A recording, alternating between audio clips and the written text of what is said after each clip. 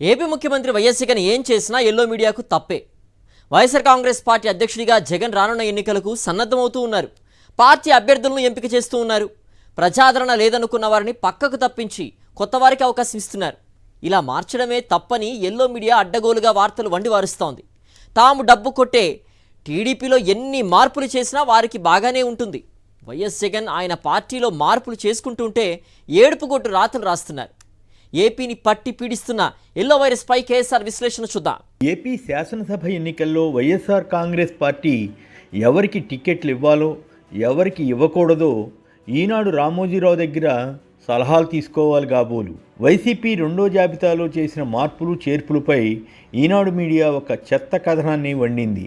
ఇన్ఛార్జీల నియామకంపై పద్ధతి ప్రకారం సమీక్షిస్తే తప్పు కాదు, కానీ నీచమైన రీతిలో ప్రతిదాన్ని తప్పుపడుతూ ఒకదానికొకటి విరుద్ధంగా మరోసారి కథనాలు ఇస్తున్న తీరు చూస్తే వీరు దినపత్రికలు నడపడం కంటే తెలుగుదేశం కరపత్రిక నడపడం బెటర్ అని చెప్పవచ్చు. వైసీపీ సీట్ల మార్పిడిలో బడుగు బలహీన వర్గాలే బలి అని ఒక తప్పుడు వార్తను ఈనాడు మీడియా ప్రచారం చేసింది. ఈనాడు పత్రికలో ఈ వార్తను చదివితే నిజంగానే ఈనాడు మీడియా అచ్చోసిన ఆంబోతు మాదిరి తయారై పాఠకులను బెంబేలెత్తిస్తోందని అర్థమవుతుంది.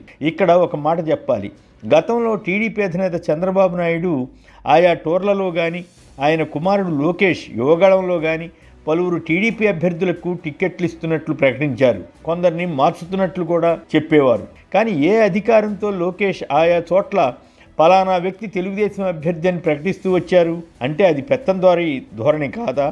ఈనాడుకు అది ఎంత కమ్మగా కనిపించిందో వారి ఆరోపణలే కాదు, ఇప్పటికీ ఈ ఎల్లో మీడియా పత్రికలు టీవీలు రోజు వైసీపీ ఎమ్మెల్యేలపై అనేక తప్పుడు వార్తలు ఇస్తున్నాయి కదా.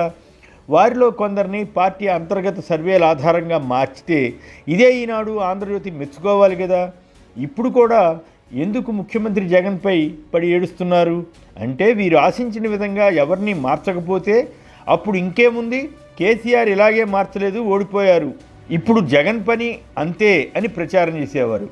ఆయన కొందరు అభ్యర్థుల్ని మార్చుతుండేసరికి రాగం మార్చి అమ్మో జగన్ అంతమందిని మార్చుతారా ఇంతమందిని మార్చుతారా అని తెగ వాపోతున్నారు. అసలు వీరికి బుద్ధి జ్ఞానం లేదని పదే పదే రుజువు చేసుకుంటున్నారు. ఎస్సీ ఎస్టీ రిజర్వ్ నియోజకవర్గాల్లో కొందరిని మార్చితే బలహీన వర్గాల వారికి అన్యాయం జరగడం ఏమిటి? కనీస ఇంగితమైన రామోజీరావుకు రాధాకృష్ణకి ఉండాలి కదా. ఆ నియోజకవర్గాల్లో ఎస్సీ ఎస్టీ వారిని కాక వేరే వారిని అభ్యర్థులుగా ఎలా చేయగలుగుతారు? రేపు చంద్రబాబు నాయుడు ఎస్సీ నియోజకవర్గాల్లో అభ్యర్థులను మార్చితే అలాగే ప్రచారం చేస్తారా? అప్పుడేమని రాస్తారంటే చంద్రబాబు కాబట్టి ఆయన అన్ని సర్వేలను దగ్గర పెట్టుకొని ప్రజాభిప్రాయం మేరకు మార్చారని వండుతారు. ముగ్గురు రెడ్డి ఎమ్మెల్యేలను మార్చి బీసీ ముస్లిం వర్గ నేతలకు జగన్ టిక్కెట్లు ఇస్తే రామోజీ రాధాకృష్ణ వంటి తెలుగుదేశం ఏజెంట్లకు కనిపించలేదా? ముగ్గురు ఎంపీలను మార్చారట. ఎల్లో మీడియాకు అది కూడా తప్పే.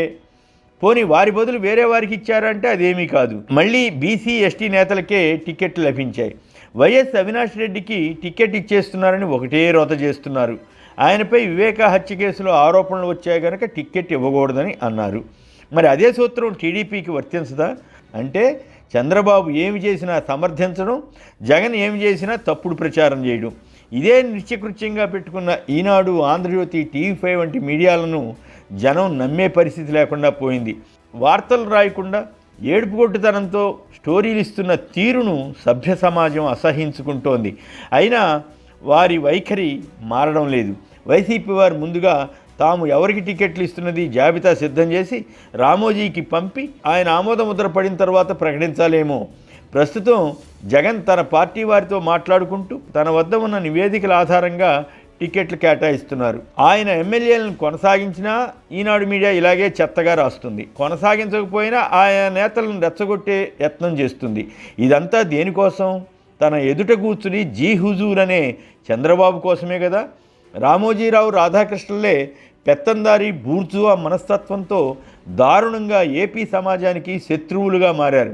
ఇంతవరకు టీడీపీ జనసేనల సీట్ల పంపిణీపై అవగాహనకు రాలేదు. టీడీపీలో గతసారి పోటీ చేసిన ఎంతమందికి టికెట్లు ఇస్తారో తెలియదు. టీడీపీ జనసేన కార్యకర్తలు కొన్ని చోట్ల కొట్టుకున్నా కప్పిపుచ్చుతారు. టీడీపీలో ఆయా చోట్ల 2-3 వర్గాలు ఘర్షణలు పడినా దాచేస్తుంటారు.